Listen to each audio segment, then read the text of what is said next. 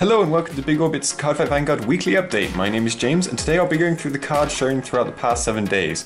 First of all, we have Dragfell Luard, who is a new grade 3 with the alternate stride cost of Continuous Vanguard Circle Ritual X. The cost of your stride or ultimate stride may be also paid by using Counterblast 4 and choose a normal unit from your drop zone and put it into the bottom of your deck.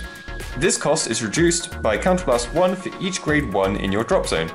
So after time, this ability will become cheaper than the original Luards, and not having to rely on another copy of the same card to ultimate stride, it's a very handy and flexible way to achieve it. He also has Auto Vanguard Circle Counterblast 1. When your G unit strides, you may pay the cost. If you do, search your deck for up to one grade 1 or less card, call it to Rearguard Circle, and shuffle your deck. If that unit has the Ritual ability, choose one of your opponent's rearguards in the same column as that unit, and retire it. This is just an improved version of the original Luard, and calling one to retire one of your opponent's rearguards is incredible for one counterblast. Luard also gets a new stride with Drag Abyss Luard. Its first skill is Act Vanguard Circle once per turn, Soul Blast 1 and choose a face down card with the same card name as this unit from your G zone and turn it face up. And choose one of your rearguards and retire it. Search your deck for up to 2 grade 1 cards, call them to separate rearguard circle and shuffle your deck. If 2 units with the ritual ability were called, choose one of your opponent's rearguards and retire it. You'll easily get a card to retire thanks to Dragfall's skill, but he has Continuous Vanguard Circle, Generation Break 3, Ritual X. All of your units in the front row get power plus 10,000 for each 4 grade 1 cards in your drop zone. With Morfessa helping out, you should easily be able to get to 8 grade 1s by GB3, and shouldn't take too much longer to get to 12. Being a continuous effect, any battle phase superior callers would be great in this situation. Goddess of Combustion Inanna is a stride for Genesis who has Revelation and Act Vanguard Circle once per turn, Counterblast 1 and choose a face down card from your G zone with the same card name as this unit and turn it face up. Soul Charge 3, your opponent chooses one of his or her rearguards for each card with the Revelation ability that was Soul Charged and retires it. Yet more retiring, and it's very likely that you'll get 1 to 2 retires off through this. Luckily for your opponent, you can only do this once per turn. Her second skill is Continuous Vanguard Circle Generation Break 3. All of your rearguards get plus 2000 power for each card with the Revelation ability in your soul. This can get up to incredible power, and you may end up overtaking Drag Abyss's power up. Genesis also gets a grade 2, Goddess of Karmic Winds, Ningal. She has a 10k base, as well as Revelation on Vanguard Circle and Rearguard Circle, and has Continuous Vanguard Circle, Rearguard Circle if a card was not put into the soul due to a card effect during this turn. This unit cannot attack a Vanguard. This seems to be instead of having the grade 3 restriction, but it's very easy to achieve, and having Revelation herself means when you ride her on Vanguard Circle, you'll definitely have the chance to attack that turn. Regalia gets a stride with Regalia of Wisdom Angelica, sharing the name with an old break ride. Her first skill is Auto. When this unit is placed on Vanguard Circle, choose a normal unit with Regalia in its card name from your drop zone and put it into your soul. If you do, draw a card. She also has Auto Vanguard Circle Counterblast 1. When your G unit with Regalia in its original card name strides, you may pay the cost. If you do, look at 4 cards from the top of your deck, put a card into your hand, put a soul, and put the rest into your drop zone. Now the discard does seem a bit harsh, but so long as you stride into Earth, all the Regalia cards in your drop zone go into the soul, so nothing is wasted.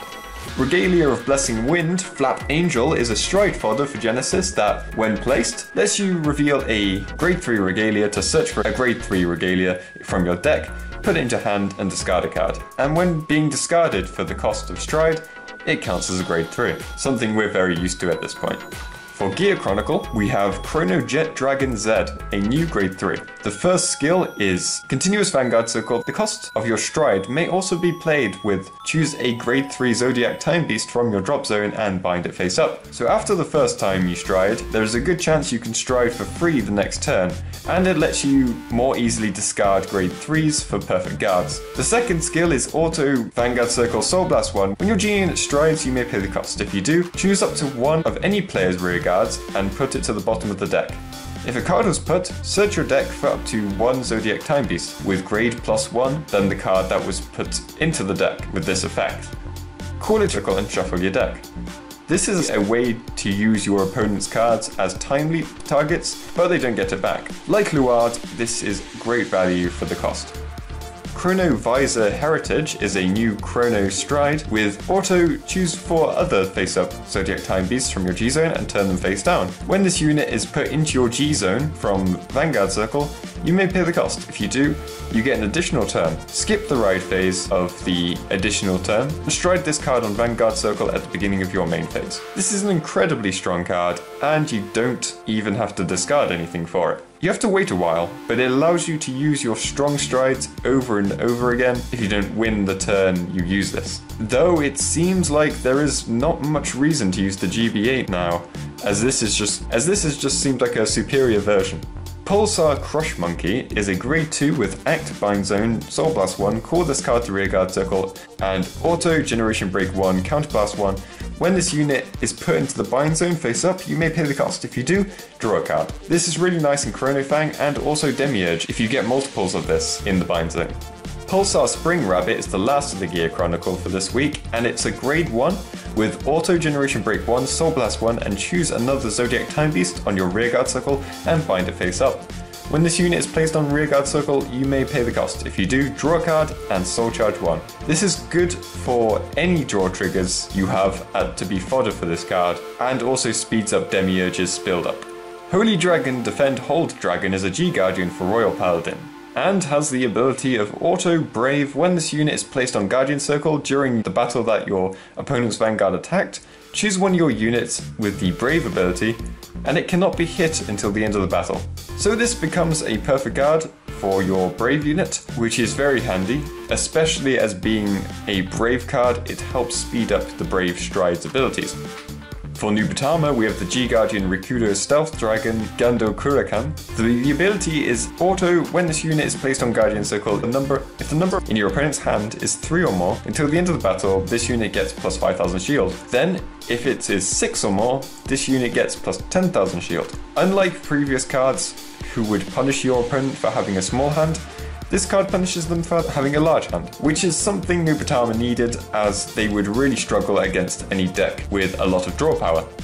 Nubatama also get grade 1 Stealth Beast Mist Frog. Auto Rearguard Circle Generation Break 1, put this unit into your soul. When another dominated unit attacks during your turn, you may pay the cost. If you do, draw a card.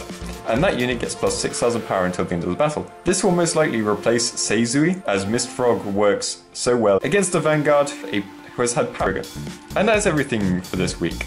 Be sure to check out next week when I'll be going through the cards shown throughout the next 7 days. And if you have any questions about the cards, feel free to leave them in the comment section below. So I hope to see you next time. Bye!